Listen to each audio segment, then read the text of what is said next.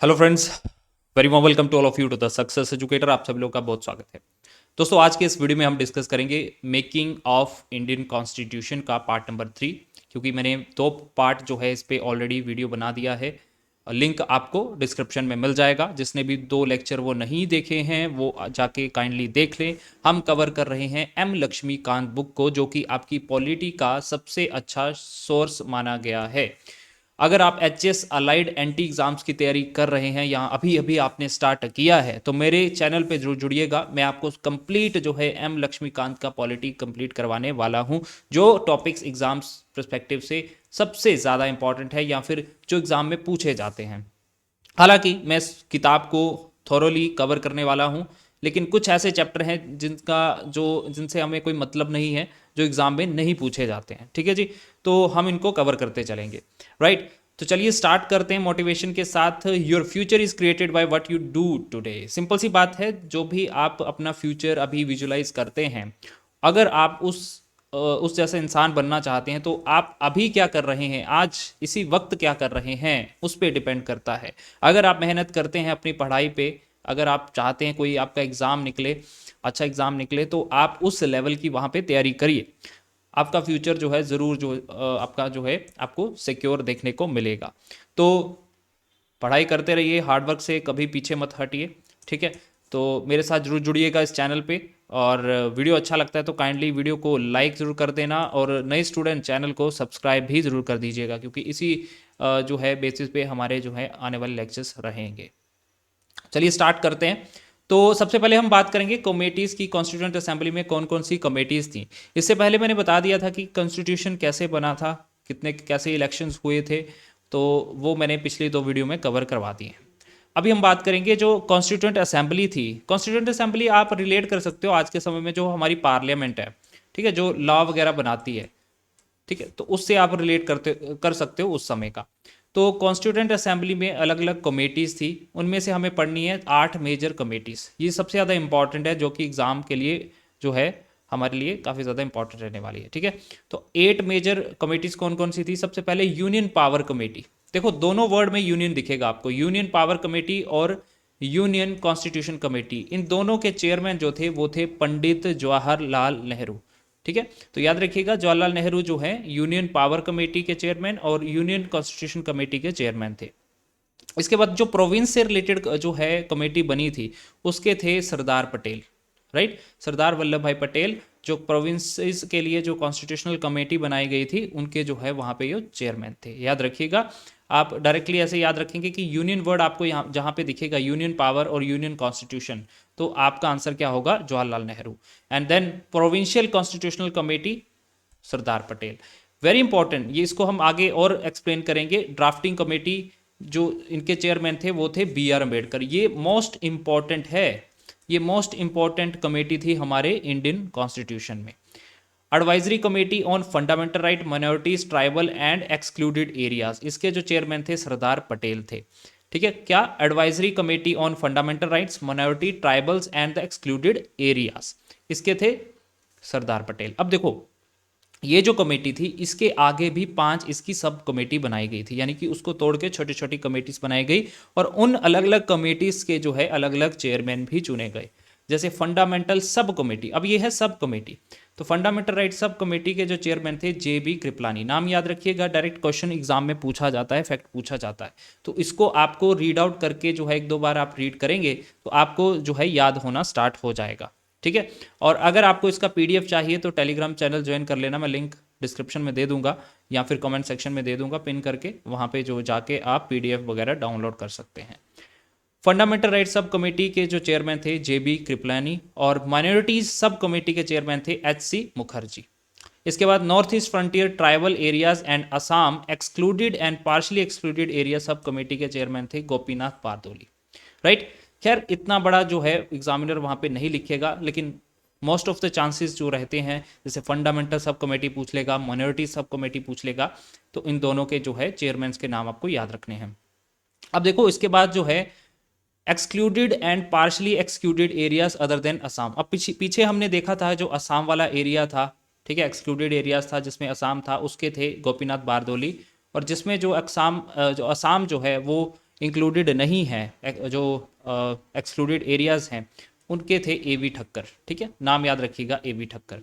North west frontier tribal area sub committee जो है, इसके कोई भी चेयरमैन नहीं थे, क्योंकि देखो नॉर्थ वेस्ट फ्रंटियर वाला पार्ट जो था, आफ्टर अगर हम बात करें जब विभाजन हुआ था तो पाकिस्तान अलग बन गया और इंडिया अलग बन गया था। तो जो नॉर्थ वेस्ट फ्रंटियर वाला पार्ट था वो चला गया था पाकिस्तान के पास, तो इसलिए जो है इसमें कोई भी हमारा यहाँ पे चेयरमैन आपको देखने को नहीं मिलेगा इंडियन कॉन्स्टिट्यूंट असेंबली में। Rules of procedure committee very important, Rajendra Prasad, doctor Rajendra Prasad, जो कि पहले हमारे राष्ट्रपति भी बनेंगे और जो कॉन्स्टिट्यूंट असेंबली के भी प्रेसिडेंट थे। रूल्स ऑफ प्रोसीजर कमेटी किसके पास थी? राजेंद्र प्रसाद के पास थी। स्टेट्स कमेटी वो थी जवाहरलाल नेहरू के पास। ठीक है, तो स्टेट्स कमेटी याद रखिएगा किसके पास थी? पंडित जवाहरलाल नेहरू के पास थी। और स्टीयरिंग कमेटी पूछा गया है एग्जाम्स के अंदर, स्टीयरिंग कमेटी थी राजेंद्र प्रसाद। तो राजेंद्र प्रसाद के पास जो है दो कमेटी थी, एक तो आपकी rules for procedure committee and दूसरी स्टीयरिंग कमेटी। दोनों का नाम आपको याद रखना है, एग्जाम में ये पूछते हैं।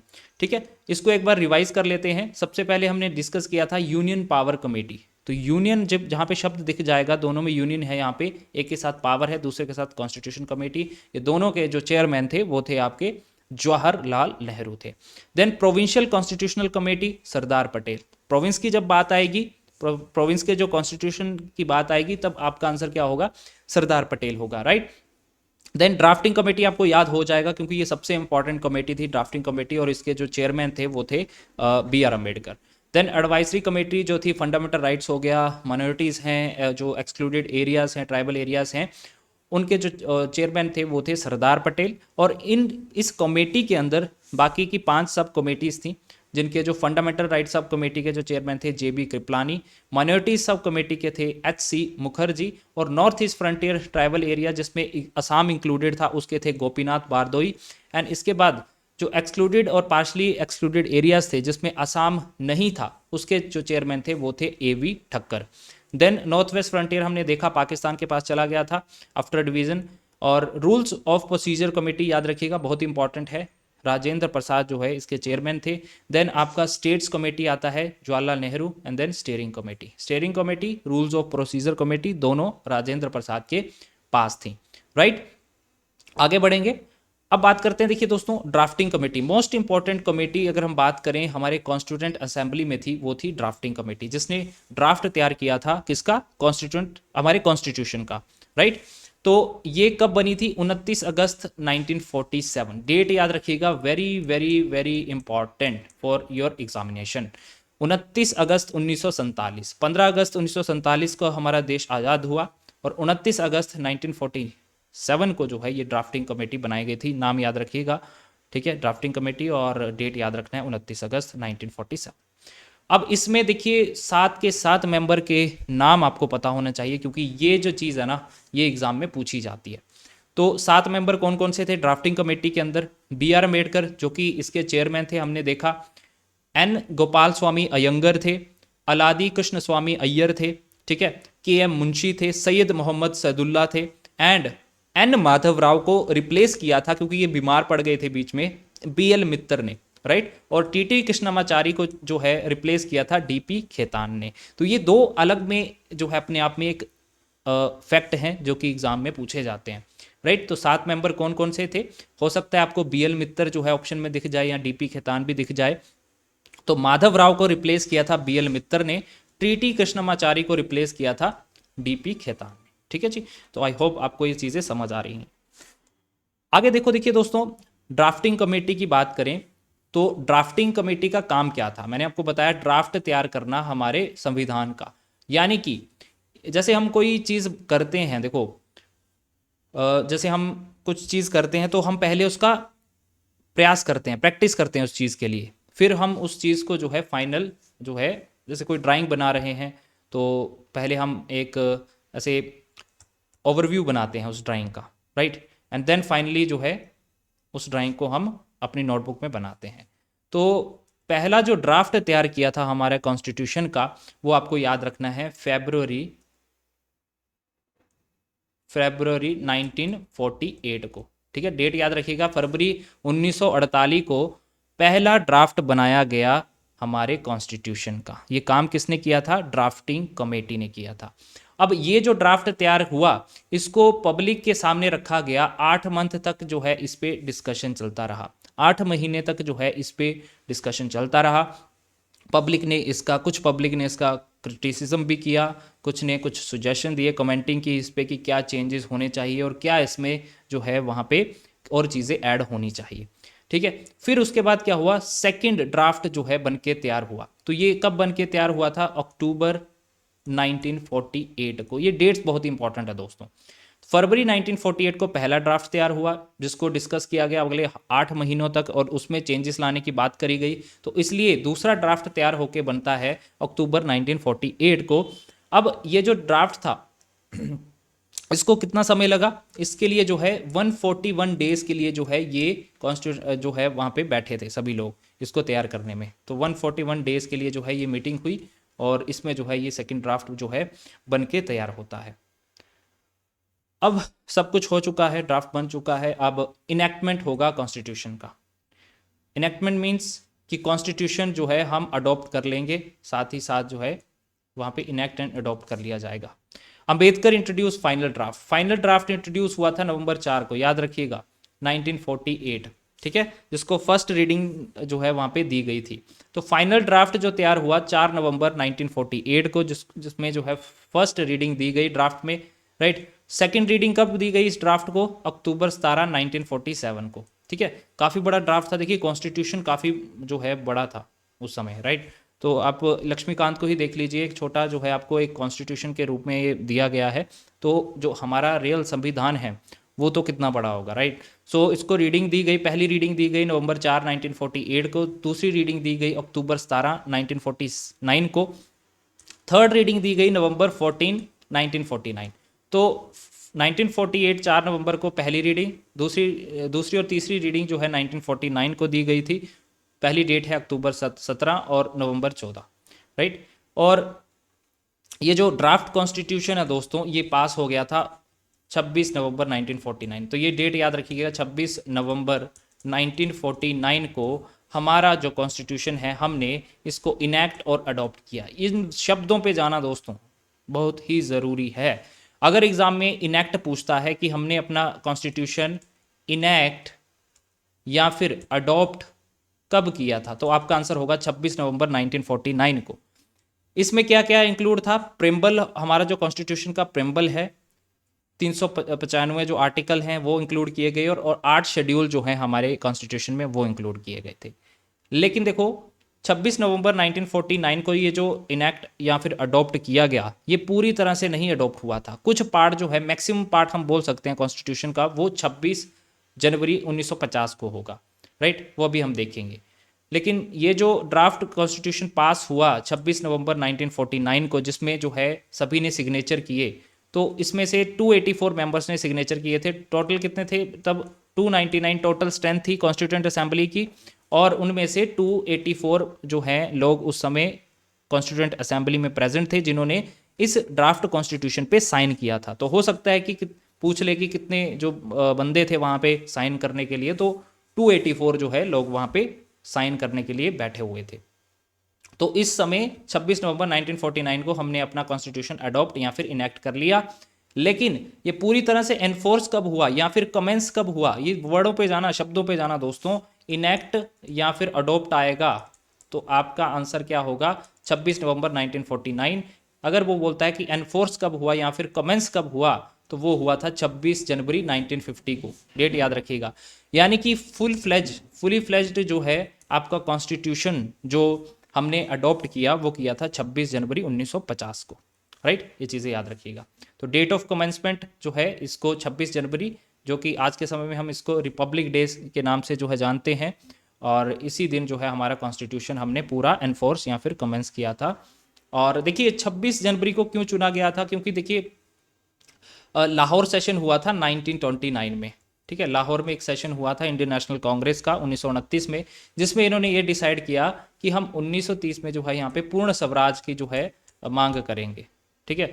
तो 1930 26 जनवरी 1930 को जो है इन्होंने पूर्ण स्वराज की जो है मांग रखी थी, यानी कि कंप्लीट इंडिपेंडेंस की मांग रखी थी। लाहौर सेशन में पंडित जवाहरलाल नेहरू ने, तो उसी को देखते हुए इन्होंने डिसाइड किया था कि हम 26 जनवरी को जो है एज ए रिपब्लिक डे के रूप में मानेंगे। और जैसे ही हमारा कॉन्स्टिट्यूशन जो है एनफोर्स होता है, लागू हो जाता है पब्लिक पे, तो जो इंडिया इंडिपेंडेंस एक्ट बना था 1947 में, जिसको हमने पिछले वीडियो में डिस्कस किया था, तो वो रिपील हो जाता है। साथ ही साथ गवर्नमेंट ऑफ इंडिया एक्ट 1935 था, वो भी जो है वहाँ पे रिपील हो जाता है। तो ये दोनों जो एक्ट थे इससे पहले, वो दोनों के दोनों रिपील हो जाते हैं और नई तरह से आपका जो है कॉन्स्टिट्यूशन हमें मिल जाता है 26 जनवरी 1950 को, राइट। अब देखो दोस्तों, इंपॉर्टेंट फैक्ट्स पता होने चाहिए हमारे कॉन्स्टिट्यूंट असेंबली से रिलेटेड, जो एग्जाम पर्सपेक्टिव से इंपॉर्टेंट है। कॉन्स्टिट्यूंट असेंबली का सिंबल क्या था? एक लोगो था, सिंबल वो था एक एलिफेंट। याद रखिएगा, एक एनिमल था जिसका नाम था एलिफेंट, जो है जो कॉन्स्टिट्यूंट असेंबली की सील्स वगैरह हैं उस पे जो है एलिफेंट बनाया गया है। तो सिंबल क्या था कॉन्स्टिट्यूंट असेंबली का, पूछा जाए तो एलिफेंट था। कॉन्स्टिट्यूशनल एडवाइजर कौन था कॉन्स्टिट्यूंट असेंबली के लिए? तो इनका नाम था BN राव, BN राव, ठीक है। सेक्रेटरी कौन थे कॉन्स्टिट्यूशनल, जो कॉन्स्टिट्यूशन असेंबली के जो सेक्रेटरी थे ये कौन थे? HVR अयंगर, ठीक है। HVR अयंगर जो है इनका नाम था, जो कि सेक्रेटरी थे किसके? कॉन्स्टिट्यूंट असेंबली के। चीफ ड्राफ्टमैन कौन थे कॉन्स्टिट्यूशन के? तो चीफ ड्राफ्टमैन जो थे ये थे SN मुखर्जी, SN मुखर्जी, ये चीफ ड्राफ्टमैन थे हमारे कॉन्स्टिट्यूशन ऑफ कॉन्स्टिट्यूंट असेंबली।